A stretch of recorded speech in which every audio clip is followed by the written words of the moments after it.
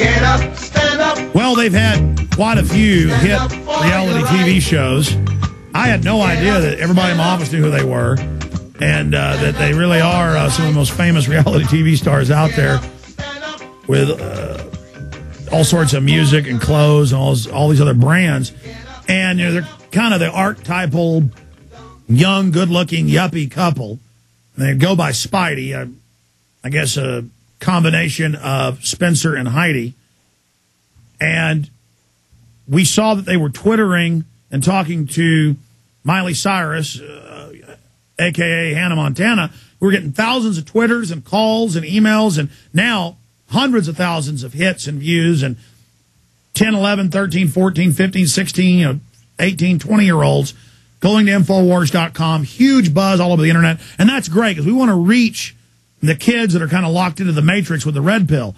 And a great way to do it is having blue pill icons who've now taken the red pill on the show. So I'm glad that we reached out to them and found out they were big fans of the show, because that's what the Twitter account was saying, and got Spencer Pratt and Heidi Montag on the show. And so they are here with us today. They've been on the Letterman, The View. They have Star of the Hills on MTV and other shows, The Princess of Malibu on Fox, a bunch of other programs, and they've got some other programs going on right now as well. But that is certainly exciting because, you know, I talk all day about trying to get the folks that are watching mainstream news, but that's kind of the upper strata of society being brainwashed by that niche of disinfo. Imagine those that don't even know. Pull up Miss Teen, South Carolina. Imagine if I guarantee you she knows who, she doesn't know anything about the United States, but she knows about Heidi Montag and, of course, Spencer Pratt, or also known as Spidey. So to have Spidey now getting into this and waking up, and I talked to him for an hour on the air a few days ago, as a lot of you know, really is a big breakthrough, and they've done their homework. They have a lot of courage in what they've done. USA Today's doing a big weekend cover story on this tomorrow. Us Magazine, Gawker, dozens. I mean, it was like 6 or 7 yesterday. It's like 20 or 30 this morning. I had to quit clicking on them. There were too many to read them all. If you Google their names or Alex Jones, you'll see it. And they have links to Infowars.com, and links to the radio interview, and links to the Obama deception. Us Magazine. Imagine all the new people that are Obamanoids, conned by the pimp game of Obama. Imagine how many of them are now finding out the truth. So, Spencer Pratt, Heidi Montag, I really appreciate your courage, and you guys apologized when you were on for being selfish and worldly and all this, but we all are when we're young to some extent. I think you're starting to make up for that with your bold, exposing government-sponsored terror, the microchip beast system, the New World Order. What do you think of this new type of attention you're getting?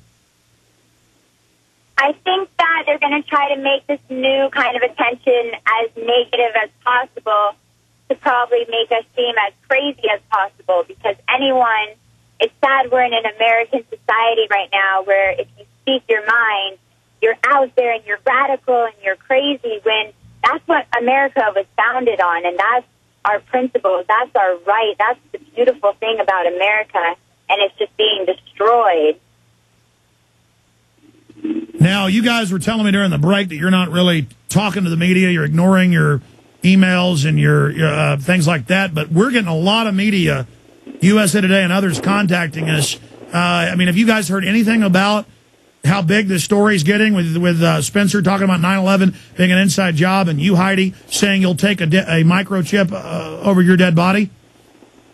Well, we knew, like we talked to you the other day, we knew if we brought up any of these issues, we were going to be labeled as crazy conspiracy theorists, and they've lost their minds, this and that. So we told our publicists and our agents and our managers, we said, don't even bother contacting us about any follow-up comments, because we know everyone's just trying to build their hit pieces.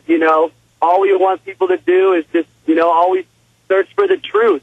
And sometimes the truth seems like the craziest thing, but my new favorite quote you said the other day, Mr. Jones, was the fiction that we're fed every day makes the truth, which is so much crazier, seem as crazy as it sounds. Well, yeah, no, that's what it is. It's what George Orwell said. In an age of universal deceit, telling the truth is a revolutionary act. The truth is things are crazy. It's coming out, even mainstream news, that the CIA is funding Taliban to go into Iraq and kill our soldiers as a pretext to keep the troops there. I mean, this is cold-blooded fact. Can you, somebody just about an hour ago told me that we gave $1 billion to Hamas for security. Is that true? Yes. What is that about? Well, Hamas was founded in 1973 by the West to help destabilize things as a pretext. Yeah, no, most of the terrorist groups are funded by Western governments. I mean, that's just mind-boggling. It hurts my brain thinking about that.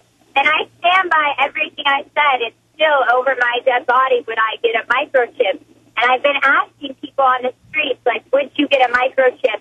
And some people, it's just so sad, don't even think about it. They think like, oh, yeah, well, it might help some people.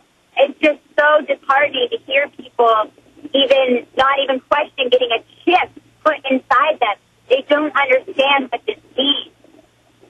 I mean, I asked like a good amount, like probably 10 of my friends, very seriously. I was like, yo, right now, if, the government calls you up and says you got to come by the DMV and get chipped up, you're not going to have a passport or a driver's license or a credit card, you're going to have a chip. Would you go right now and get in the car and go do it? Every one of them said, yeah, why not? I'm not a criminal. And I said, yeah, but that's not the point. In America, you're innocent until proven guilty. We're not all going around guilty, all chipped up on this, big grid that, Yeah, why is everything? movement. Why is everything the government does secret? But then we're supposed to go, oh, I'll take a chip. I have nothing to hide. Imagine what Hitler would have done with one of these chips. And they're trying to make the troops, the elderly, convicts, and now citizens take the chips. And Tommy Thompson's gone all over the country saying everybody should be made to take the chip. I've had police chiefs on saying that. And all these trendy clubs in the U.S., Canada, and Europe are making their members take chips. In fact, put that back up on screen for folks. I mean, this is happening. So you say you don't want to take a chip, and you're the weirdo. It's insane. It's brainwashing, and it's so sad. And if anyone, I encourage everyone to read Revelations and read the Bible, because this was foretold thousands of years ago. This is when they say the mark of the beast. If you take that chip, then you are proving that it's an act of worship to something other than God, and that's Satan. Absolutely. Well, look, I've been throwing questions out here. What do you guys want to talk about concerning all this attention coming out? I see it as a badge of honor that you guys aren't just getting attention for being young and good looking or having TV shows. I mean, really, you're bringing millions of young people right now that are reading all these magazines to Infowars.com and PrisonPlanet.com and to the Obama deception. Folks are getting the DVD. Orders are way up just from you doing this. And the views are way up on the web at YouTube and Google. I want all the young people watching this later on the web or watching it live now, go to YouTube, go to Google, watch the Obama deception free and high quality, and then go to the ObamaDeception.net, and it has a viewer's guide, a bibliography in the About section, so you can find out we're telling the truth. Your comments about the Obama deception and anything else that's happening. I mean, let's make it real clear to any of your new listeners that this isn't a radio show just out to get Obama, because tell the listeners about all your other DVDs that were against Bush and his policies, that you're not, because I'm very worried that people think, oh, Heidi and Spencer, they were for McCain, they're just trying to, go after Obama. It has nothing to do with my views on Obama. It's all the facts and the evidence that the Obama deception lays out clearly that we're presented with. And then, we obviously want to search for more truth.